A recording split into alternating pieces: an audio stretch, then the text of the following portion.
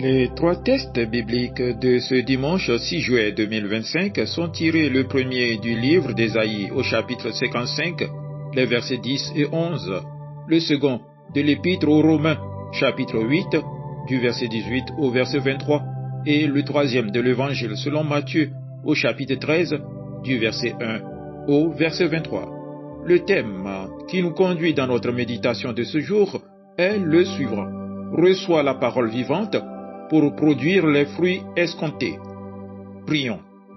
Seigneur, ta parole est vivante, elle est esprit et vie. Elle ne retourne jamais à toi sans effet. Par ton Esprit Saint, fais germer cette parole dans notre vie pour qu'elle porte du fruit en abondance pour ta gloire, pour notre joie et pour le salut de ceux qui nous entourent.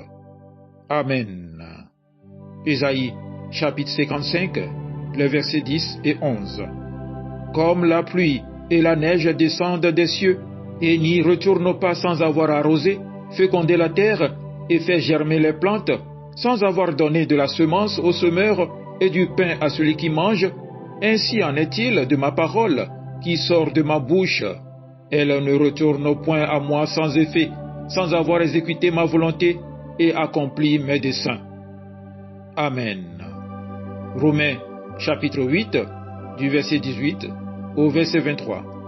J'estime que les souffrances du temps présent ne sauraient être comparées à la gloire à venir qui sera révélée pour nous.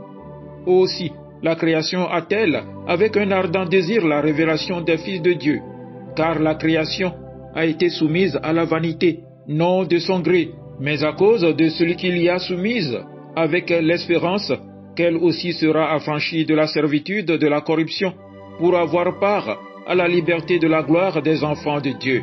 Or, nous savons que, jusqu'à ce jour, la création tout entière soupire et souffre les douleurs de l'enfantement. Et ce n'est pas elle seulement, mais nous aussi, qui avons les prémices de l'Esprit, nous soupirons en nous-mêmes en attendant l'adoption, la rédemption de notre corps. Amen. Matthieu, chapitre 13, du verset 1 au verset 23. Ce même jour, Jésus sortit de la maison et s'assit au bord de la mer. Une grande foule s'étant assemblée auprès de lui, il monta dans une barque et il s'assit. Toute la foule se tenait sur le rivage. Il leur parla en parabole sur beaucoup de choses et il dit: un semeur sortit pour semer. Comme il semait, une partie de la semence tomba le long du chemin. Les oiseaux vinrent et la mangèrent. Une autre partie tomba dans les endroits pierreux où elle n'avait pas beaucoup de terre. Elle leva aussi parce qu'elle ne trouva pas un sol profond.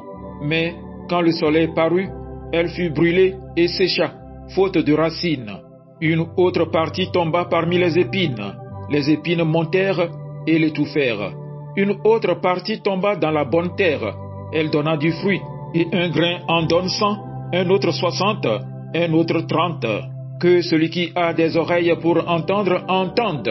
Les disciples s'approchèrent et lui dirent: pourquoi leur parles-tu en parabole? Jésus leur répondit: parce qu'il vous a été donné de connaître les mystères du royaume des cieux, et que cela ne leur a pas été donné. Car on donnera à celui qui a, et il sera dans l'abondance, mais celui qui n'en a pas, on ôtera même ce qu'il a. C'est pourquoi je leur parle en parabole, parce qu'en voyant qu'ils ne voient point, et qu'en entendant qu'ils n'entendent ni ne comprennent, et pour eux s'accomplit cette prophétie d'Ésaïe. Vous entendrez de vos oreilles, et vous ne comprendrez point. Vous regarderez de vos yeux, et vous ne verrez point. Car le cœur de ce peuple est devenu insensible. Ils ont endurci leurs oreilles, et ils ont fermé leurs yeux, de peur qu'ils ne voient de leurs yeux, qu'ils n'entendent de leurs oreilles, qu'ils ne comprennent de leur cœur, qu'ils ne se convertissent, et que je ne les guérisse. Mais heureux sont vos yeux, parce qu'ils voient, et vos oreilles, parce qu'elles entendent. Je vous le dis en vérité, beaucoup de prophètes et de justes ont désiré voir ce que vous voyez, et ne l'ont pas vu, entendre ce que vous entendez, et ne l'ont pas entendu. Vous donc, écoutez ce que signifie la parabole du semeur. Lorsqu'un homme écoute la parole du royaume, et ne la comprend pas, le malin vient et enlève ce qui a été semé dans son cœur. Cet homme est celui qui a reçu la semence le long du chemin. Celui qui a reçu la semence dans les endroits pierreux, c'est celui qui entend la parole et la reçoit aussitôt avec joie. Mais il n'a pas de racine en lui-même, il manque de persistance et dès que survient une tribulation ou une persécution à cause de la parole, il y trouve une occasion de chute. Celui qui a reçu la semence parmi les épines, c'est celui qui entend la parole, mais en qui les soucis du siècle et la séduction des richesses étouffent cette parole et la rendent infructueuse. Celui qui a reçu la semence dans la bonne terre, c'est celui qui entend la parole et la comprend. Il porte du fruit, et un grain en donne 100, un autre 60, un autre 30. Amen. Aujourd'hui, le Seigneur nous parle d'un trésor que nous recevons chaque jour. Ce n'est pas une parole ordinaire, c'est une semence puissante, pleine de vie. Mais cette semence ne portera du fruit que si elle tombe dans une bonne terre, un cœur bien disposé. Alors la question est simple. Quel genre de cœur avons-nous? Sommes-nous prêts à recevoir la parole de Dieu pour qu'elle transforme notre vie? Dieu dit que sa parole est comme la pluie qui tombe sur la terre. Elle ne retourne jamais sans avoir accompli quelque chose. De même, quand tu lis ou entends la parole, elle est envoyée pour agir en toi. Mais attention, la parole ne portera pas de fruit dans un cœur fermé, distrait ou durci. Si tu l'écoutes avec foi, avec un cœur ouvert, alors elle t'aidera à changer, à pardonner, à persévérer, à espérer. L'apôtre Paul nous dit que le monde entier attend que les enfants de Dieu se manifestent. Cela veut dire que la parole que tu entends, que tu lis, que tu médites, fasse de toi un témoin visible.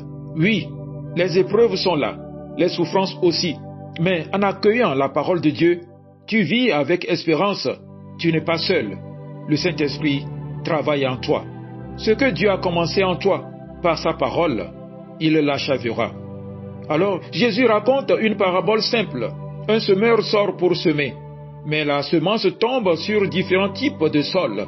Au bord du chemin, la parole est volée par l'ennemi. Sur un sol pierreux, elle n'a pas de racines, elle sèche. Parmi les épines, les soucis et le monde étouffent la foi. Enfin, sur la bonne terre, elle porte du fruit. Alors aujourd'hui, demande-toi honnêtement, quel terrain suis-je? Est-ce que je viens à l'église ou je lis la Bible juste pour la forme? Est-ce que je laisse la parole transformer mes décisions, mes paroles, mes comportements? Voici 3 actions simples. Prépare ton cœur chaque jour avant de lire la Bible ou d'écouter une prédication. Fais une prière simple. Seigneur, parle-moi aujourd'hui. Note une parole qui t'a touché dans la semaine et médite-la. Demande-toi, que dois-je changer concrètement? Partage cette parole avec une autre personne, car une semence porte plus de fruits quand elle est semée à son tour.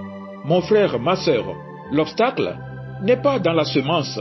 La parole est toujours bonne, mais dans le sol, notre cœur. Dieu ne cherche pas la perfection, mais la disposition. Un cœur ouvert, humble, persévérant, porté par la foi.